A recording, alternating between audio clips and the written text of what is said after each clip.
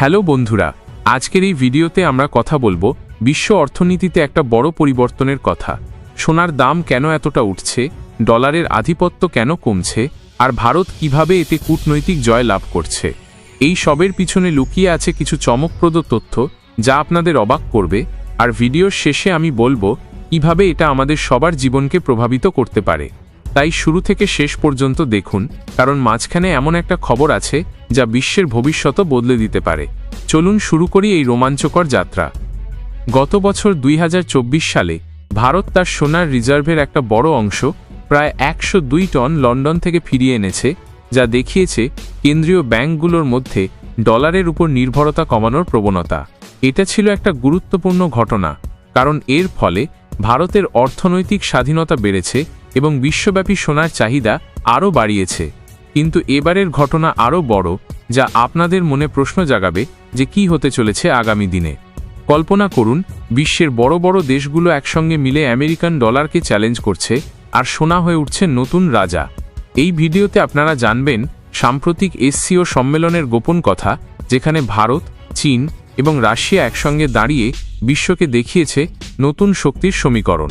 যদি আপনারা জানতে চান কিভাবে এটা ভারতের জন্য একটা বিশাল জয় আর কেন সোনার দাম আকাশ ছোঁয়া হয়ে উঠছে, তাহলে ভিডিওটির শেষ পর্যন্ত থাকুন। এখন আসল কথায় আসি।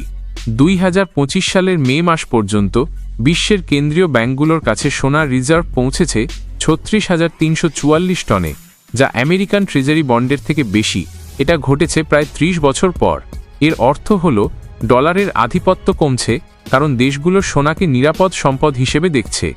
ভারতের আরবিআই এর সোনার রিজার্ভ বেড়ে দাঁড়িয়েছে 879.98 টনে জুন 2025 পর্যন্ত, এবং ফাইন্যান্সিয়াল ইয়ার 2024 থেকে 2025 এ 100.32 টন সোনা বিদেশ থেকে ফিরিয়ে আনা হয়েছে। এটা শুধু অর্থনৈতিক নয়, কূটনৈতিকও, কারণ এসসিও সম্মেলনে তিয়ানজিন ডিক্লারেশন সাইন হয়েছে, যেখানে ভারতের প্রধানমন্ত্রী মোদি রাশিয়ার পুতিন এবং চীনের শি জিনপিংয়ের সঙ্গে মিলে সন্ত্রাসবাদের বিরুদ্ধে দৃঢ় অবস্থান নিয়েছে। এমনকি পাহালগামের উল্লেখ করে পাকিস্তানকে সতর্ক করা হয়েছে। ভারত রাশিয়া বাণিজ্য ফাইন্যান্সিয়াল ইয়ার 2024 থেকে 2025 এর রেকর্ড 68.7 বিলিয়ন ডলারে পৌঁছেছে, যা দেখায় আমেরিকার চাপ সত্ত্বেও ভারত তার স্বার্থ রক্ষা করছে। চলুন এখন আরও বিস্তারিত জানি। 2025 সালে কেন্দ্রীয় ব্যাংকগুলো সোনা কিনেছে রেকর্ড পরিমাণে 1000 টনেরও বেশি, যা 2024-এর থেকে বেশি। চীন, তুরস্ক, সিঙ্গাপুর এবং পোল্যান্ডের মতো দেশগুলো নেতৃত্ব দিচ্ছে, কারণ আমেরিকার ঋণ 37 ট্রিলিয়ন ডলার ছাড়িয়েছে এবং রাশিয়ার 300 বিলিয়ন ডলারের রিজার্ভ ফ্রিজ হওয়ার পর স্যাংশনের ভয় বেড়েছে। ভারতে আরবিআই শুধু সোনা বাড়াচ্ছে না, ফরেক্স রিজার্ভও 695.49 বিলিয়ন ডলারে রাখছে, যদিও কিছু কমেছে রুপির সাপোর্ট করার জন্য। এসসিওতে মোদির সাফল্য হল ভারত চীনের সঙ্গে সীমান্ত ইস্যু সত্ত্বেও কথা বলেছে এবং রাশিয়ার সঙ্গে তেলের ডিল $42 ফিক্স করেছে, যা আমেরিকার ট্যারিফের ধাক্কা সামলাতে সাহায্য করবে। ইউরোপিয়ান সেন্ট্রাল ব্যাংকের রিপোর্ট বলছে সোনার শেয়ার 22 থেকে 24% হয়েছে, যেখানে ডলারের 23%। এটা ডি-ডলারাইজেশনের স্পষ্ট চিহ্ন। বিশ্ব গোল্ড কাউন্সিলের সার্ভে অনুসারে 43% সেন্ট্রাল ব্যাংকার বলছে তারা সোনা আরও বাড়াবে। ভারতের জন্য এটা সুযোগ, কারণ গোল্ড জুয়েলারি ডিম্যান্ডও বাড়ছে এবং রুপি স্থিতিশীল রাখতে সাহায্য করছে। এখানে একটা উদ্ধৃতি মনে পড়ে যায়। জেপি মর্গান বলেছিলেন, সোনা হলো টাকা, বাকি সব ক্রেডিট মাত্র। এটা আজকের পরিস্থিতির সঙ্গে পুরোপুরি মিলে যায়, কারণ দেশগুলো ডলারের ক্রেডিটের উপর ভরসা কমাচ্ছে। আর একটা কথা যা ওয়ারেন বাফেট বলেছিলেন, তা হলো, যখন অন্যরা ভয় পায় তখন লোভী হও। ভারত ঠিক তাই করছে, সোনা বাড়িয়ে অর্থনৈতিক সুরক্ষা নিচ্ছে। চলুন এবার মূল খবরে আসি। 2025 সালের এসসিও সম্মেলনে তিয়ানজিন ডিক্লারেশন সাইন হয়েছে, যেখানে ভারত সন্ত্রাসবাদের বিরুদ্ধে পাহালগামের উল্লেখ করে পাকিস্তানকে সতর্ক করেছে এবং মোদি পুতিন মিটিংয়ে রাশিয়া ভারতের শান্তির প্রচেষ্টাকে প্রশংসা করেছে।